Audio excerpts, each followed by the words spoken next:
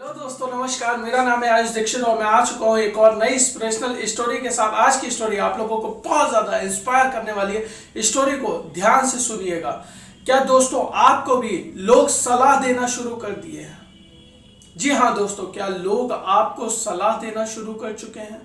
अगर कर चुके हैं तो स्टोरी को ध्यान से सुनिएगा। स्टोरी आपके काम की है। दोस्तों, एक शहर में एक बेटा और एक बाप साथ रहते होते हैं और इन लोगों को एक दिन एक युवती आती है। कहते हैं चलो कुछ व्यापार किया जाए। व्यापार करने का जब विचार आता है तो ये लोग आपस में बात करते हैं। कहते हैं चलो एक बाजार लगी हुई है बाहर, उस बाजार में चलते हैं, देखते हैं वहाँ क्या हम लोगों के लिए ऐसा है जिससे हम अपना व्यापार शुरू कर सकते हैं। तो बाप बेटा अगली सुबह तैयार होकर के जाते हैं और बाजार में देखते हैं कि क्या चीज़ उनके मतलब की है। तो वो लोग पूरी बाजार घूम लेते हैं, उनको कुछ समझ में ही नहीं आता है।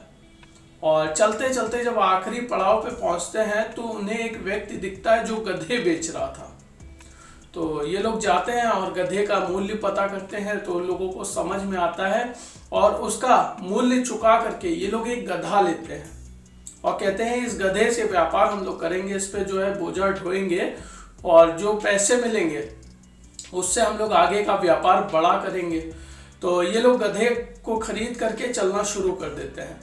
जैसे ही गधा लेकर के थोड़ी दूर पहुंचते हैं तो वहां पे दो चार लोग खड़े होते हैं और वो कहते हैं कि देखो देखो देखो भाई, ये लोग देखो कैसे आ रहे हैं। जब गधा है तब भी जो है गधे पे कोई बैठा नहीं है और गधे को रस्सी से खींचते हुए ले जा रहे हैं। इनसे बड़ा पागल कौन है?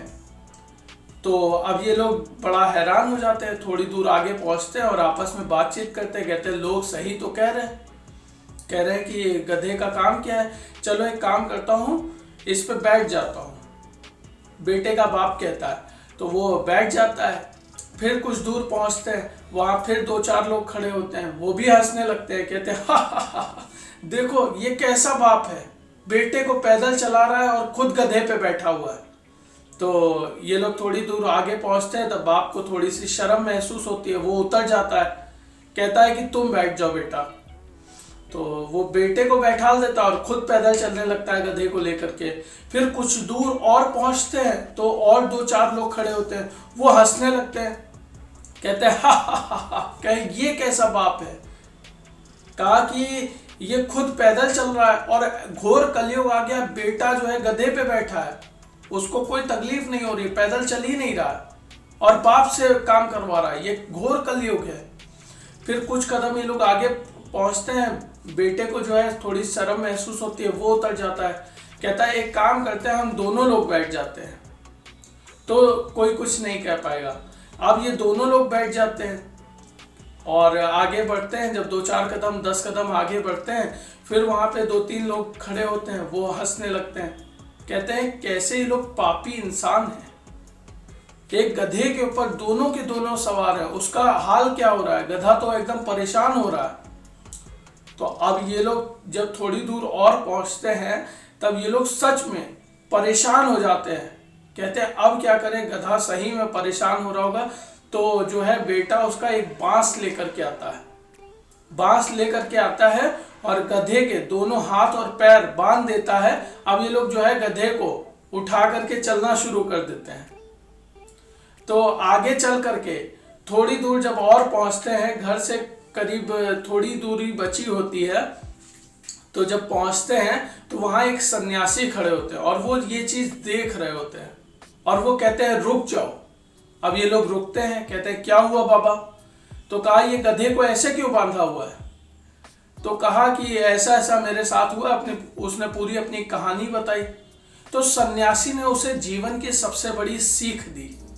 उसने कहा जब जब तुम व्यापार में या अपनी जिंदगी में सफलता के रास्ते पे बढ़ने का प्रयास करोगे तब तब लोग तुम्हें सलाह देने वाले आ जाएंगे।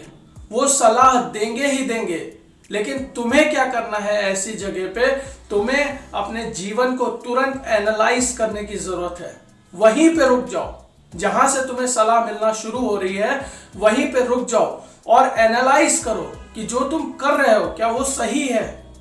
अगर तुम्हें सही लग रहा है तो तुम करते रहो, क्योंकि सलाहें तुमको लगातार मिलती रहेंगी, लगातार मिलती रहेंगी, क्योंकि कोई तुम्हें सफल होते देखना नहीं चाहता है। सफलता के बाद तो सभी लोग देखना चाहते हैं, लेकिन सफल होते हुए कोई नहीं देखना चाहता, कोई तुम्हारा संघर्ष नहीं देखना चाहता। तो दोस्तों, अगर आपको भी जीवन में लोग सलाह देने वाले मिल रहे हैं तो उनकी सलाह सुनिए जरूर, लेकिन उनको इम्प्लीमेंट तब तक ना करिए जब तक आपको खुद पे भरोसा ना आ जाए। आपको लगे कि हाँ ये सलाह मानने वाली है, तब आप उस सलाह को मानिए। अदरवाइज आपके साथ ऐसे ही लगातार होता रहेगा, लोग आपके ऊपर हंसी मजाक और यही सारी चीजें करते रहेंगे।